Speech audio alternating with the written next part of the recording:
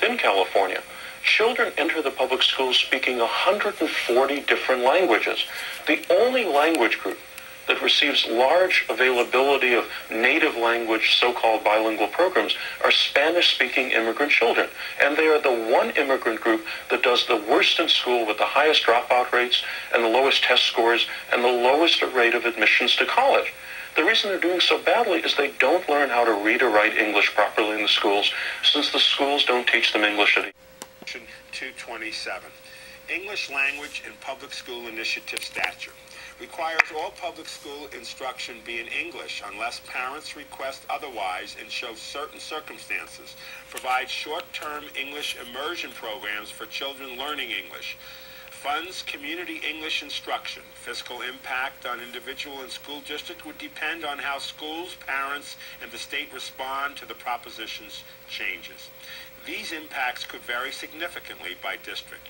Total state spending on education, however, probably would not change. That's what we will see on the ballot, and we...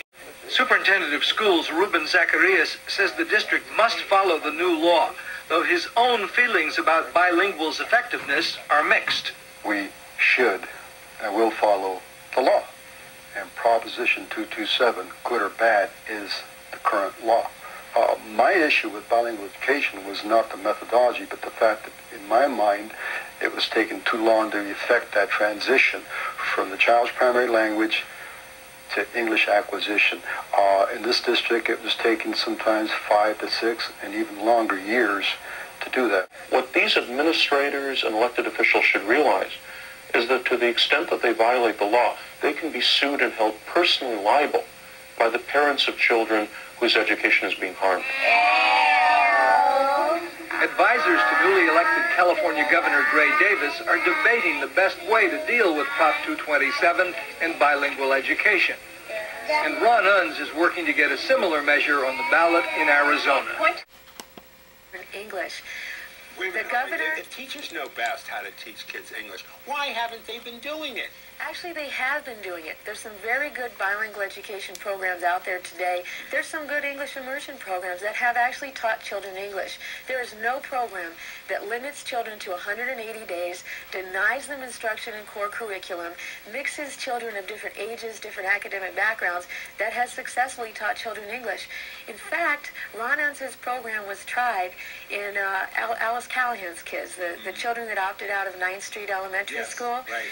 They have failed to teach those children English. Out of the 74 students that returned, 2 moved out of that classroom in last year, 1996-97, and actually learned enough English to move into a mainstream classroom. That's 2.7%, which is less than the district average and less than the state average.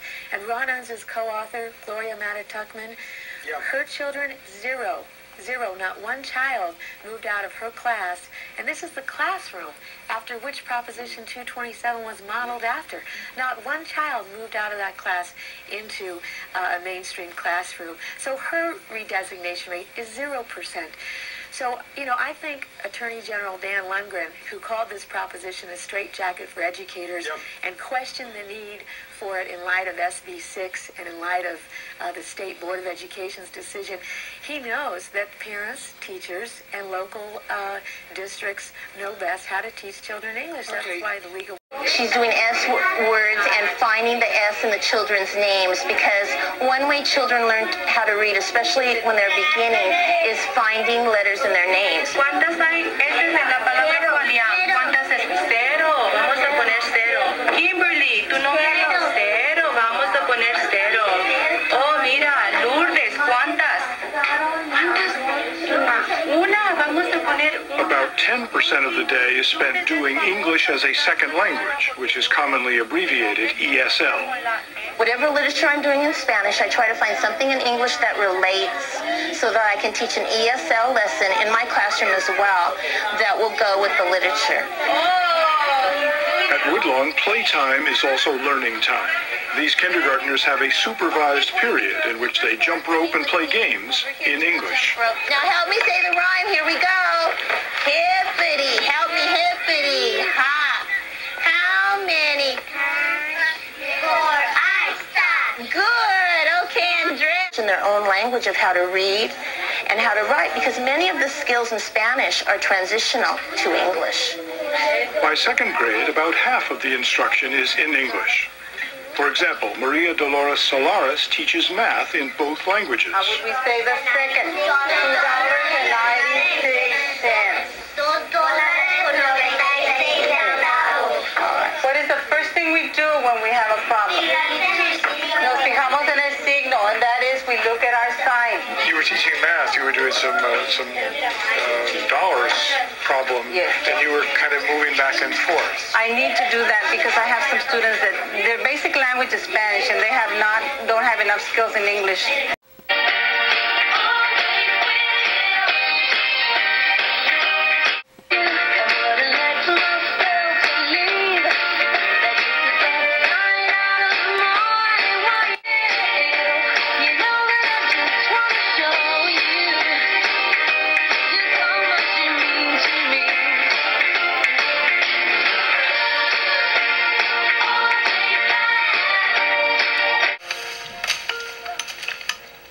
Saya bekerja di sampah yang panas sekali.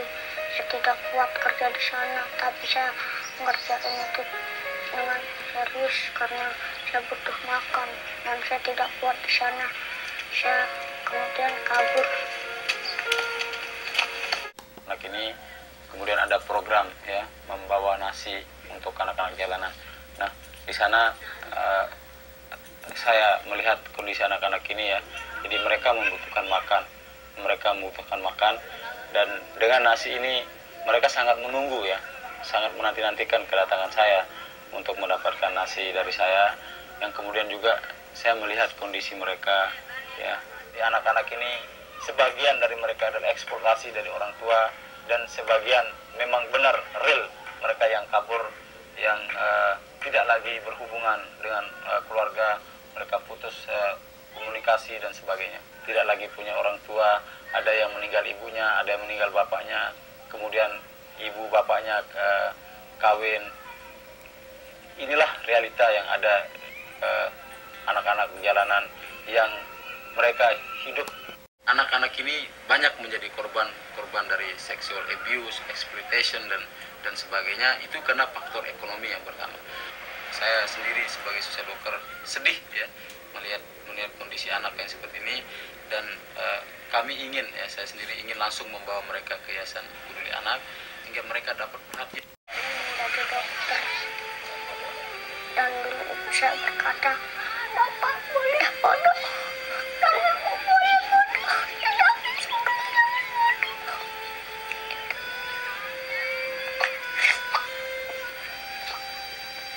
Dulu saya pernah sekolah sampai kelas 4.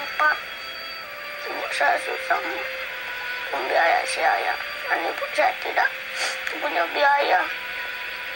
Ibu saya terpaksa kerja ke PT ke Malaysia sama bapak saya, dan bapak saya pergi ke Sumbawa.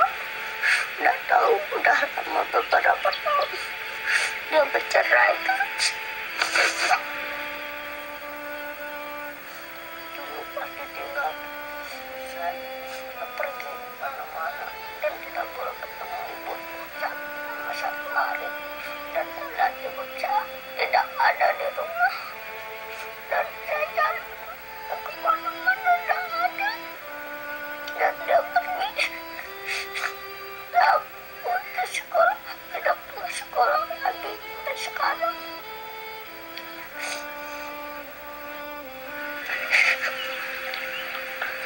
Itu cerita saya.